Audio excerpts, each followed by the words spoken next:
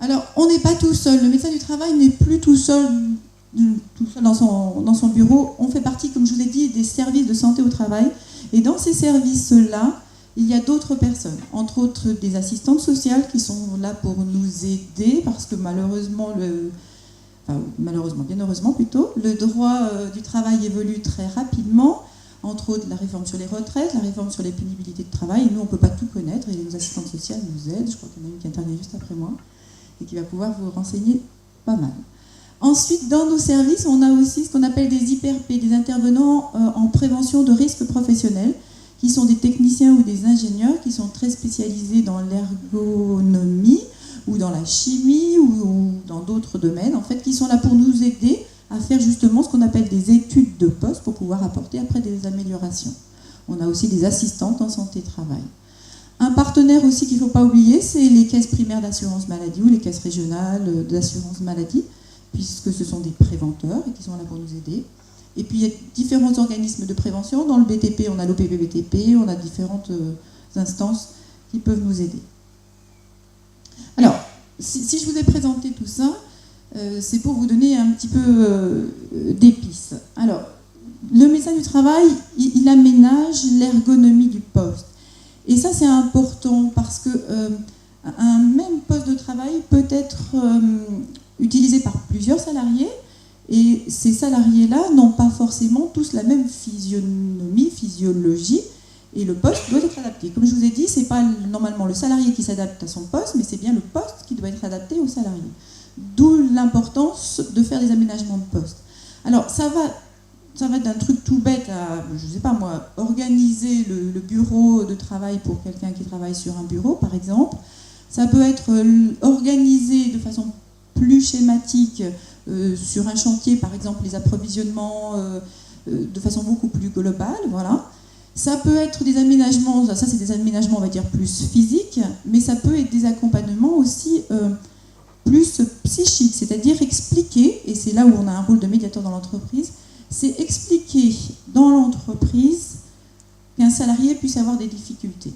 Alors là, je vais y aller tout doucement, c'est-à-dire que là on rentre dans le domaine du secret professionnel. C'est-à-dire qu'un salarié, s'il ne veut pas que dans son entreprise soit informer ses collègues ou son employeur de sa difficulté, de son handicap, nous n'avons pas le droit de communiquer à qui que ce soit les informations du salarié. Ça c'est clair, c'est le secret professionnel et on n'y dérogera pas. Par contre, un salarié peut me dire, écoutez là, moi je suis très fatigué, personne ne comprend dans mon entreprise ce que c'est que cette fatigue dans la fibromyalgie. Est-ce que vous, avec vos mots de médecin, peut-être que vous serez plus convaincant, vous pouvez venir expliquer dans l'entreprise à mes collègues de travail, à l'employeur, ce que c'est que ma fatigue. Et à ce moment-là, j'y vais, en accord bien entendu avec le salarié, pour expliquer ce que c'est. Voilà, ou pour expliquer différents symptômes, puisque les symptômes sont multiples et divers.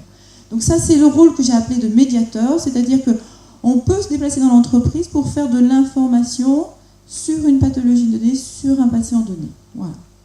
Donc c'est ce qu'on appelait l'information en entreprise. Ensuite, un rôle un petit peu technique, mais qui peut être fait par n'importe quel service social, c'est la demande de reconnaissance qualité travailleur handicapé.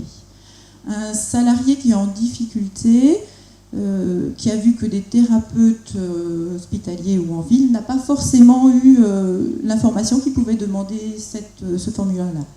Je vais faire juste un tout petit rappel ce que c'est, parce qu'il y en a certains qui ne sont peut-être pas forcément courants. Donc c'est une démarche qui est purement personnelle, qui ne concerne que le domaine du travail, qui se fait auprès des maisons du département. C'est un formulaire papier et qui est rempli par le salarié. Donc il faut être salarié, il ne faut pas être à la retraite. Et cette demande de reconnaissance travailleur handicapé permet d'avoir, comme je dis, un petit papier de reconnaissance travailleur handicapé qu'on met dans la poche.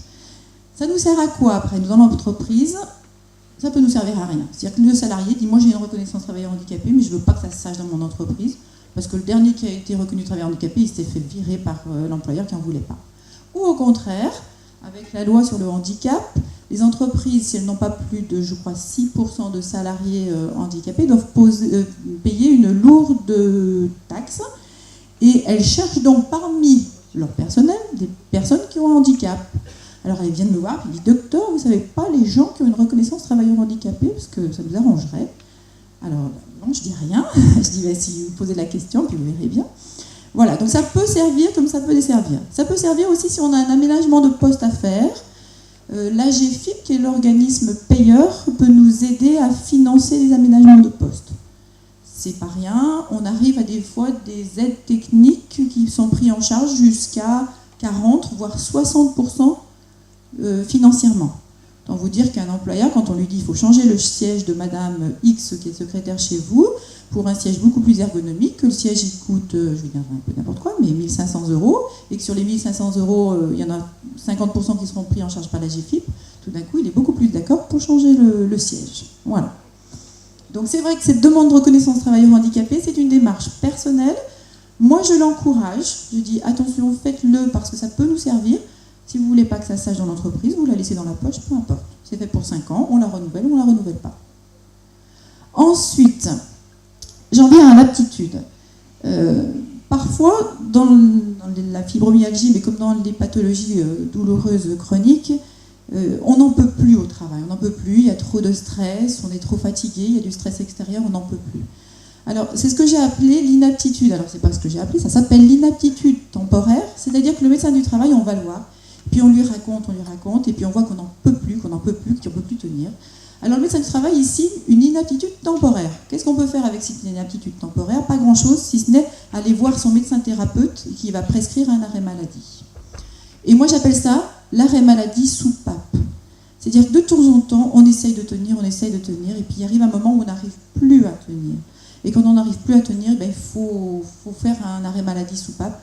Pas trop longtemps pour ne pas se sidérer trop longtemps de son travail, mais ça peut permettre de tenir le coup et de tenir le coup plus longtemps.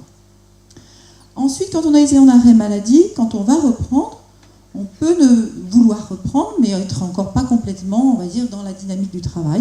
Et il y a cette solution du temps partiel thérapeutique qui existe et qui doit être utilisée, je trouve, plus largement qu'il n'est pas utilisé. Les médecins généralistes ne le connaissent pas très bien. C'est-à-dire quand on a été en arrêt maladie, il faut avoir eu un arrêt maladie au moins de 3 jours, donc c'est pas très compliqué. On peut reprendre sur un temps partiel. C'est pas le mi-temps thérapeutique qui existait avant, c'est vraiment le temps partiel thérapeutique. C'est-à-dire que dans l'entreprise, c'est vraiment très agréable de négocier un temps partiel thérapeutique.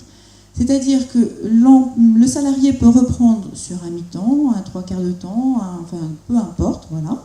Ça peut être sur des demi-journées, ça peut être sur 3 jours de la semaine et puis on se repose 2 jours. Enfin, tout est imaginable. C'est vraiment la définition d'un temps partiel thérapeutique. Ça peut permettre parfois de continuer à faire ses séances de kiné, par exemple, sans venir les rajouter en plus de son temps de travail. Parce que très honnêtement, reprendre à temps complet plus rajouter les soins par-dessus, il y a bien quelque chose qui sera mal fait, quoi. C'est-à-dire soit on y prend sur la famille, soit on y prend sur le travail, soit on y prend sur soi-même, mais on ne peut pas tout faire à la fois.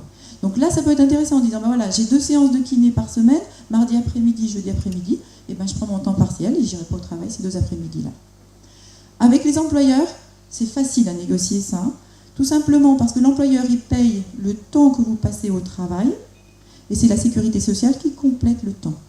Donc personne n'est perdant. Tout le monde est gagnant. Que ce soit le salarié, que ce soit l'employeur, que ce soit la caisse primaire d'assurance maladie, tout le monde est gagnant. Rien ne définit le temps partiel thérapeutique sur la durée, c'est-à-dire que quand il est mis en place, c'est au bon vouloir du médecin conseil de la sécurité sociale. Dans les textes, dans le code de la santé publique, rien ne dit combien de temps on peut le définir. Bien souvent, on nous l'accorde au moins pour 1 an, renouvelable généralement tous les 3, 4 ou 5 mois à peu près. Et au bout d'1 an, le médecin conseil de la sécurité sociale nous dit « Mais vous allez aller où avec ce temps partiel thérapeutique ?» Donc on leur explique à quoi ça sert. Et généralement, si on voit que le temps partiel thérapeutique il est amené à durer un petit peu plus longtemps, à ce moment-là, le médecin conseil de la sécurité sociale va nous proposer une invalidité. Donc là, l'invalidité, je ne vais peut-être pas beaucoup en parler parce que vous connaissez peut-être mieux. L'invalidité, c'est la première, la deuxième ou la troisième catégorie.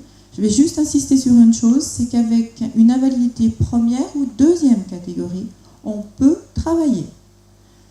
Il est écrit souvent dans des papiers de la sécurité sociale qu'avec une deuxième catégorie, on ne travaille pas. C'est faux.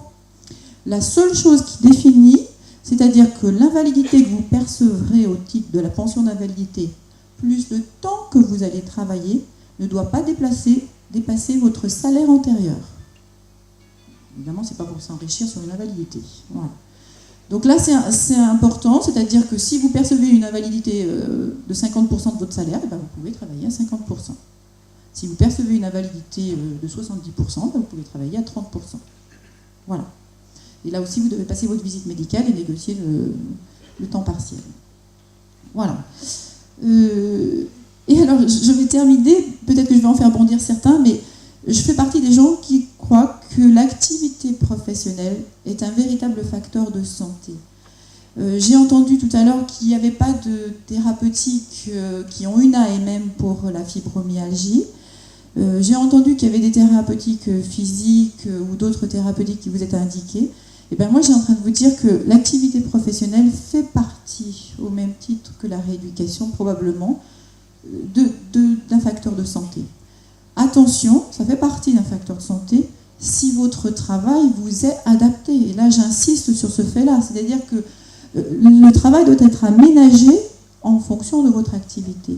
Et tout à l'heure, on discutait sur le stress au travail, par exemple, qui est un sujet d'actualité, hein, les risques psychosociaux au travail, qui sont des risques qui ne sont pas physiques, mais psychologiques. Et là, c'est vraiment important de l'adapter, le travail. Voilà. Je terminerai en vous remerciant de votre attention.